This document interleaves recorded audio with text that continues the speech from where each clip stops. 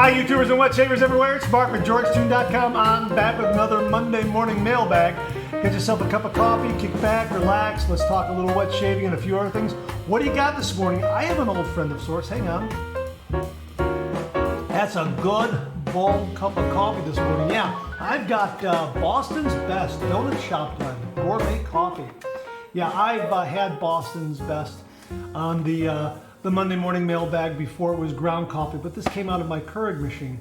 This is really terrific. Nice, bold taste and flavor to it. However, I think that might have something to do with the coffee mug. This is a 6-ounce coffee mug. And my Keurig machine is water in, water out. So if you put in 6 ounces of water, you'll get 6 ounces of coffee in your mug. And it'll hold 6, 8, 10, and 12 ounces of water in the reservoir. So you can kind of vary the amount of coffee you get from a Keurig pod.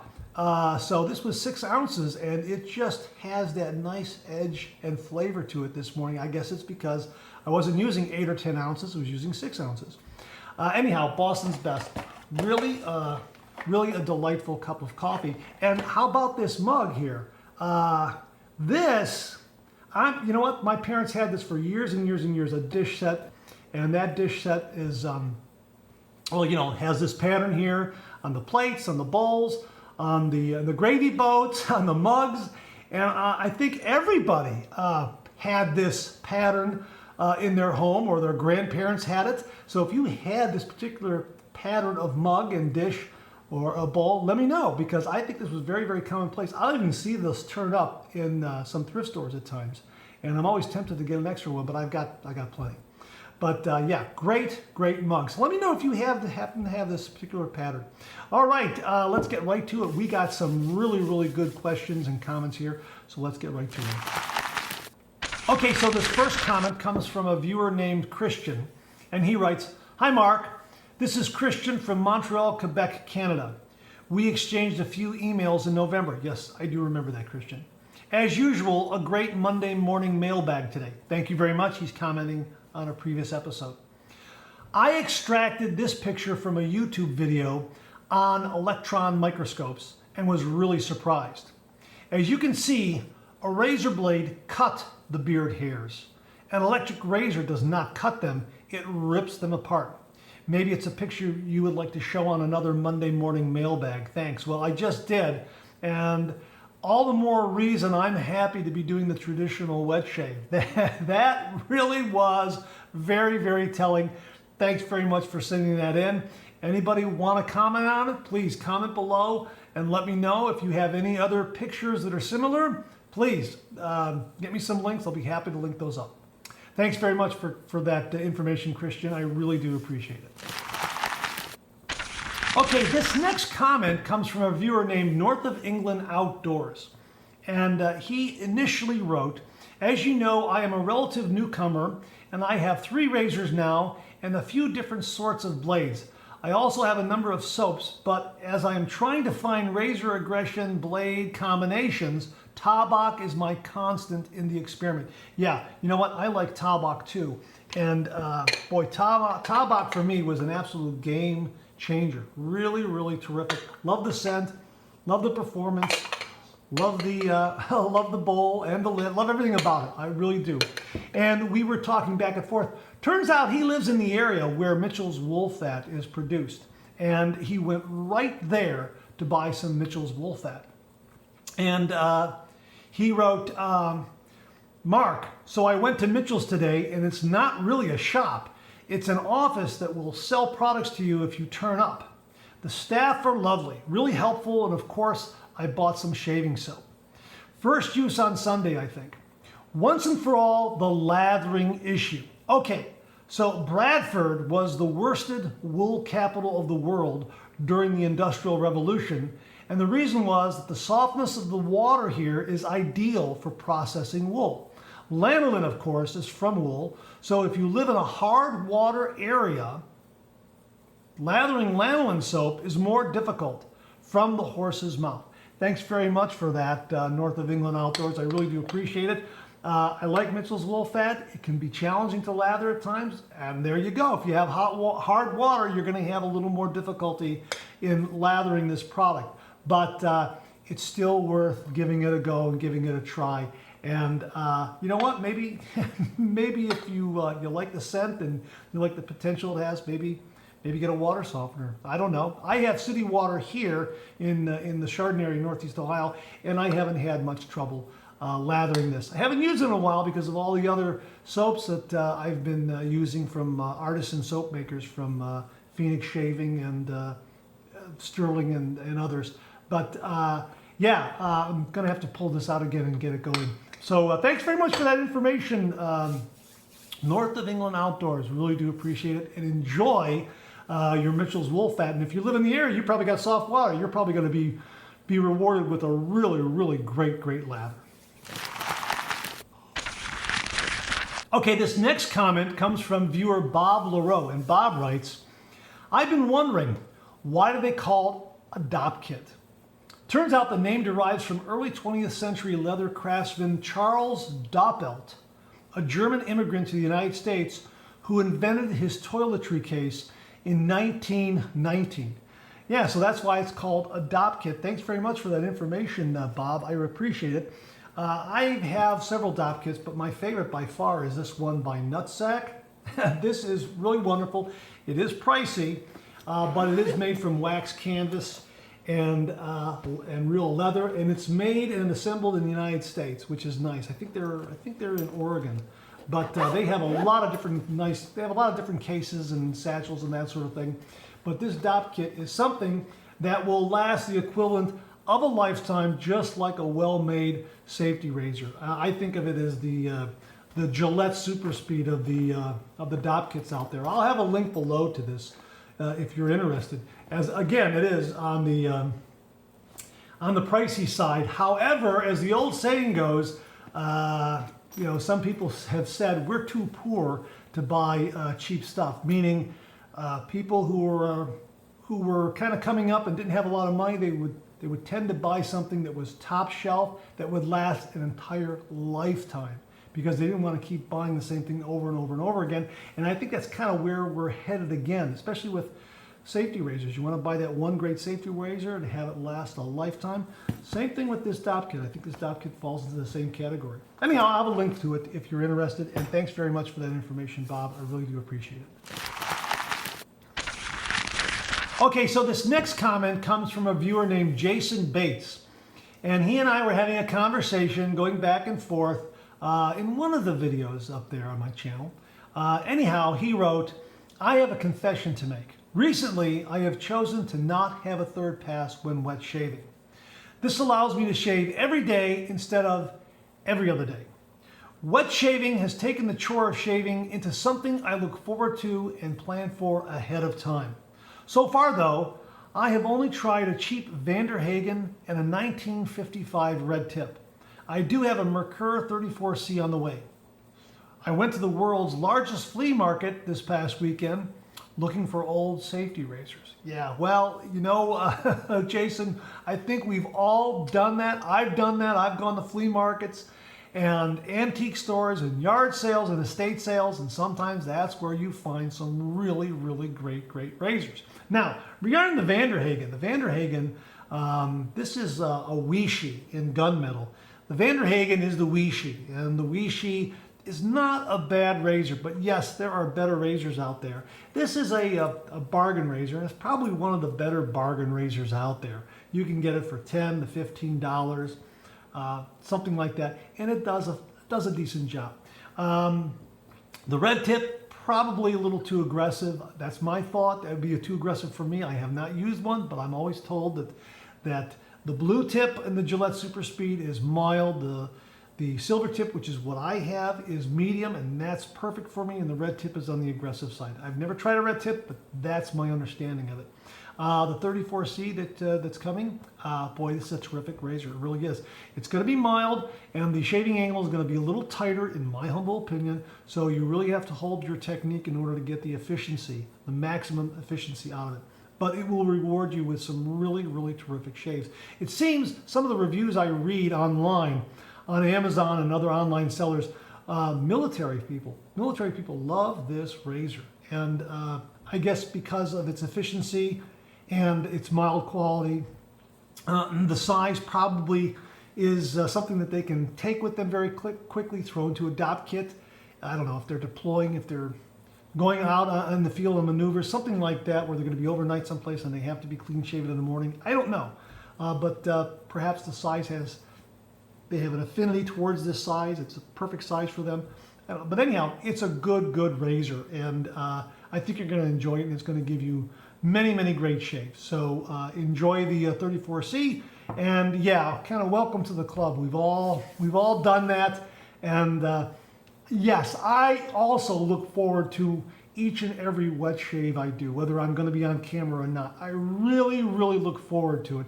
I especially look forward to doing the videos reviews of the various gear that come into my shaving den and showing them to viewers. I absolutely love that. I love that, and yeah, it's great. Yeah, and it really ups the game, so to speak. It really changes the way you look at your morning shave. It really does, and I'm the kind of person that will really look forward to it, lay things out, get them all set for that next shave, and yeah, really look forward to it. Yeah, it's great. So thanks very much for that, Jason. I really do appreciate it.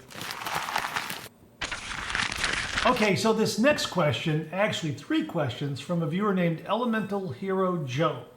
And he wrote 3 questions. I'm going to take them one at a time here.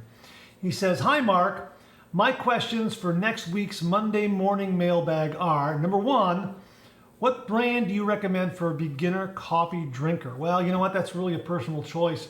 Any of the ones that I've used on this channel are great, absolutely great. And the viewers have also suggested some great coffees that I have gotten to and I haven't gotten to. But surely the Boston's Best is great, the Seattle's great. And the stuff off the shelf, I love Dunkin' Donuts. Dunkin' Donuts is great. And of course, another favorite, it's just a common coffee everyone uses, is Maxwell House. I love this. I love Maxwell House. Now, a couple of reasons why I love Maxwell House. Because it's been around for such a long time. My folks drank it. You know, aunts and uncles drank it. So it's been around and in the family for a long time. However, I'm a big fan of Teddy Roosevelt, President Teddy Roosevelt. And I've read all the books by Edmund Morris. This is Theodore Rex. This is about his presidency. There are 3 books.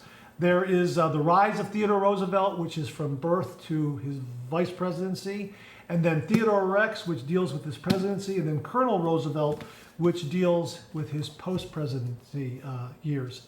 And boy, they're terrific. But it's Teddy Roosevelt who coined the phrase of Maxwell House coffee, good to the last drop. This gentleman here is credited with coining that terrific phrase that they have used for forever, good to the last drop. So I guess that's why I have another affinity. I have a connection and affinity to Maxwell House because, again, big fan of President Teddy Roosevelt, and really terrific. And if you've never read anything about him, this is a terrific book, and it deals with his presidency, but really you get a real glimpse of what he was like and how he helped shape the United States of America in the early 1900s.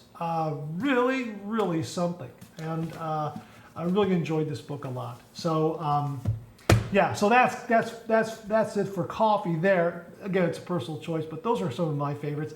And I know there's a lot of others out there that I've yet to get to. Just like razor blades, you know, it's going to change down the road.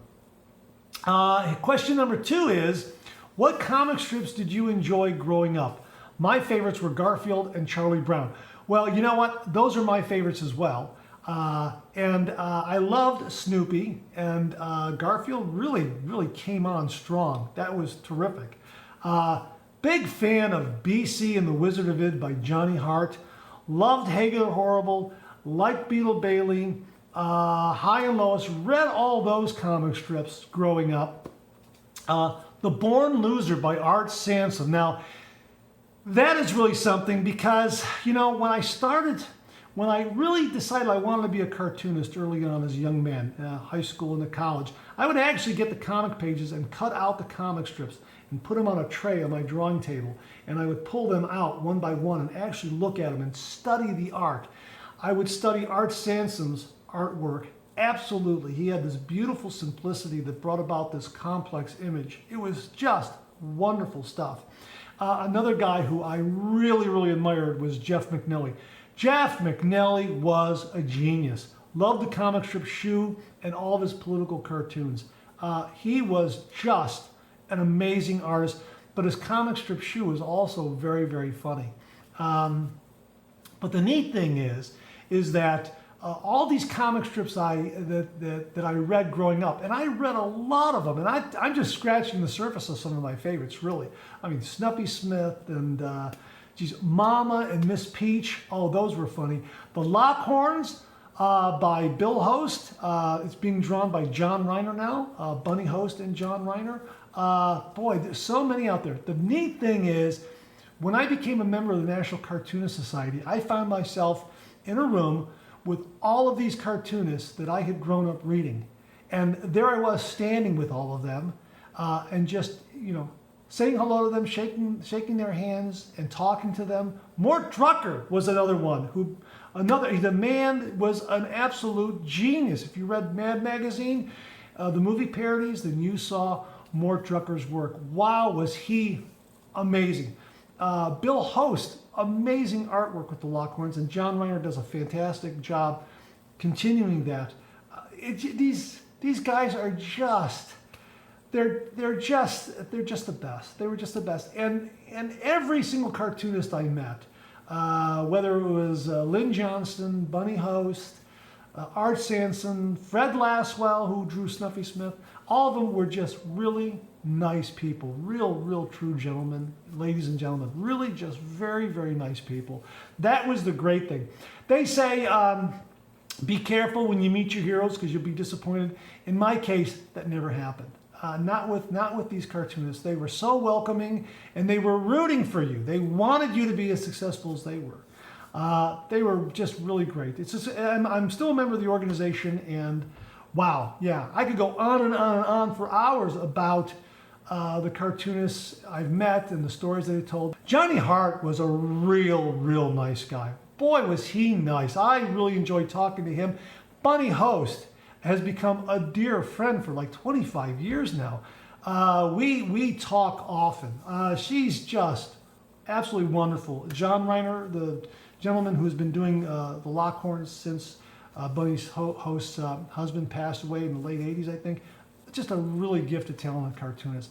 But all of these folks are just the nicest. Mel Lazarus, he was a beautiful man. I mean, I just met Bill Keane, and he did the Family Circus. And his son, Glenn Keane, was a directing animator at Disney. Now, if you watch Beauty and the Beast, Glenn had the task of directing the animation of the character the Beast in that movie. And nice guy. And his younger brother, Jeff, is drawing the Family Circus today. Another really nice guy. I mean, I could go on and on and on.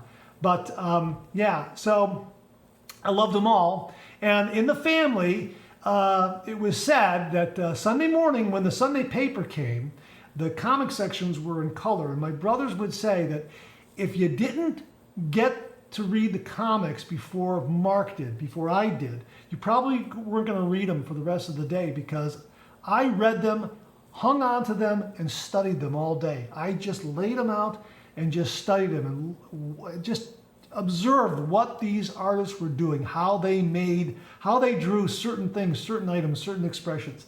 So yeah, that was great. And Art Sanson, just a little aside about Art Sanson. Art Sanson lived on the west side of Cleveland. I lived on the east side of Cleveland, and I happened to meet him in Columbus at an event, a Cartoon of Festival Art. And I walked up to him and I introduced myself. He said, "Mark, here's my phone number. Call me up. Come on over anytime. We'll talk cartoons." And from that point, I went over maybe once, twice a month with my portfolio, all my cartoons that I was getting ready to submit to syndicates, and would show it to him. And he would go through them and he would say, "Okay, change this, try this, do this, draw it this way, try this." It was just amazing that, he was so generous. He really was. What a wonderful guy. And his son Chip and I are very good friends to this day. Okay, so that's it in a nutshell. Okay, so let's move on to question 3, which is, What products did you use when you were learning how to shave? Oh boy, that's a no-brainer. Right out of the box, the first razor I got was the Vikings Blade Chieftain. This absolutely brought me back to the traditional wet shave because I had been using an electric razor for years and years and years. I attempted to do the traditional wet shave early on when I was maybe 15, 16 years old, and just didn't get the proper instruction in it, and just kind of walked away from that and went into electric razors and that sort of thing. Wish I had had the proper instruction, but this razor brought me back. Twist to open, drop the blade in. It has a beautiful weight, nice knurling. End tabs are enclosed, smooth, wonderful shave. I can get a nice shave in 2 passes or 3 passes, depending on what I want to do. Yeah, this razor was fantastic. As far as soaps, I tried the Vanderhagens and the Colonel Conks and those kinds of things, but the game changer, again, for me, was Taubach. Once I tried Taubach, everything changed. Taubach it just took me to a whole new level, because prior to Taubach, I was using soaps I found in the big box stores off the shelves and that sort of thing. But this really changed things. Also, a synthetic brush. Using a synthetic brush to do a face lather just absolutely changed everything and made it all the more enjoyable and helped me learn more about lathering, about bowl lathering, about using shaving cream. But Taubach was it. And from Taubach, I then discovered Parasso. Parasso was fantastic, and from Parasso came Cella Red. Boy, this is great. And of course, they make a non-tallow Cello Green. This is tallow. This is non-tallow. Red and green, both of them are terrific. This is Christmas cookies. This is aloe vera. Yeah, so that led to that, and then viewers on this channel were telling me, Mark, you got to try Artisan soaps. You got to try Sterling. And then the first one I tried was Barbershop. This is wonderful. This really is wonderful. Yeah, that's fantastic. Love the scent. Love the lather it makes. So Artisan soaps took me to yet another level of performance, of protection, of glide. Really glad I made that step. And then from Sterling, well, you know what? Phoenix Shaving, they make some wonderful shave soaps. I can't speak highly enough about Formula CK6. It's absolutely fantastic. Now I've got another jar here, a container of Club Guy on the way in Formula CK6. This is the Kokum Butter, or the CK1 formula. Very good, love it. But I love all their shaving products, and I find myself reaching for the PA8 products more than I do a lot of these others because of Formula CK6. And the original formula is very good. So yeah, that's kind of the direction I went into, and it also led to aftershaves, colognes, and alum block absolutely was something that completely changed my shave, my post-shave routine. It really improved my skin, my opinion. So glad that I started using an alum block again because I had bought it early on. I bought it from the Art of Shaving store, and I didn't use it that much. And then I saw some talk on the internet about it and pulled it out and used it, and wow, it just changed everything. And then I discovered a lot of other alum blocks out there. And the one I have from Phoenix Shaving is very good with the no-slip grip and the dry dock system. Like that a lot. They also make one in a travel case. And I think their alum block is probably the biggest bang for the buck, really. I think it's like maybe $5, something like that, in a case. I don't know, I have to look, but it really is a very good product. Osmo alum blocks are very good, but the Phoenix alum block is larger and has more surface area, so I think it serves running it over the face a little bit better. Osmo is very good. I love Osmo, but yeah, alum block changed things too. So yeah, that's kind of it in a nutshell. I sure hope that answers your question. Thanks very much for asking Elemental Hero Joe. I really do appreciate it. I could have gone on a long time about cartooning. Don't want to bore folks with it. So, but thank you for allowing me the opportunity to share some of that with you.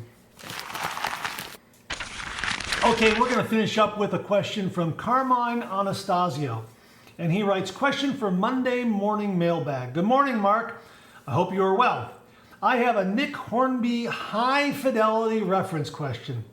What are your top 5 desert island shaving product combinations? Razor blade, pre-shave, shave soap, aftershave. Thank you for all your videos and recommendations. Happy holidays. You know what? That's a great question, and I can answer that. I've given a little bit of thought, and I would say that for my razor, I would take an adjustable. And because I've been using the Emperor Meiji the last few days, this is what I would take. It's built like a tank. It's a nice size, great heft. I love the shave that it gives me. It's got a dual comb, sculpted on one side, straight bar on the other. It's twist to open, so it's easy to load. It adjusts from 1 to 9 continuously, so I can shave at, say, 5, 5 1/4, 5 1/2, 5 3/4, 6, something like that. Yeah, I like that a lot. For razor blades, if I was on a desert island, I would take the Vikings blade mild razor blades because I can get a good 5 to 7 shaves out of one blade. These are going to last me forever. They are mild, so if you have a coarse beard, probably won't work for you, but they're perfect. They're wonderful for me. I like these a lot. If I couldn't get these, I think a runner-up would be the Lord Platinum blade. Astra's also very good. Persona Blues. But yeah, the Vikings blade mild razor blades, definitely what I would take. Shave soap, you know what? I'm going with a Formula CK6 Club Guy. Absolutely. Love this scent. Now, this is the regular formula, but I got the CK6 coming. I would take Club Guy in CK6. Love, love, love this scent. It's an homage to Clubman Pinot, and you know, this is, I think, even a little bit better. So I would use this soap and this aftershave. It would be perfect, especially on a desert island. I would absolutely love using it. It's just fantastic. And of course, I would take an alum block, probably the Phoenix Shaving Alum Block, and a little bit of balm. I would probably take the Star Jelly, the Clubman Star Jelly. That, and maybe even a little bit of the Avon Wild Country aftershave balm, because that's kind of in the ballpark of the Club Guy and the Clubman.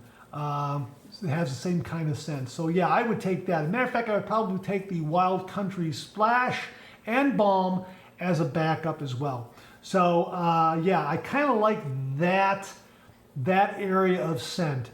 It's terrific, it really is. But the Club Guy scent is wonderful because I'm buying it again. So, and I'm getting it in CK6 because it's fantastic. All right, thanks very much for the question, Carmine. I really do appreciate it. Well, okay, that's it. Thanks very much for tuning in again. I really do appreciate it. Please share, please subscribe, please like. Hit that bell so it'll give you a yell the next time I upload a video. Comment below, let me know. Check out the Executive Shaving Company. Use the code MARK5. Check out my blog, georgetoon.com/blog for my comic strip George, other cartoons, other videos like this. I'm on Facebook. Check out my Facebook page. Check out Phoenix Artisan Accoutrements for some great shaving gear. Check out Global Shave Clubs International. Use the code GeorgeTube. Check out my Amazon product page, amazon.com/shop/MarkZerati, where you'll find all the products I review on this channel, organized and categorized, so you can find everything in a snap very easily. I'll leave you with this laugh.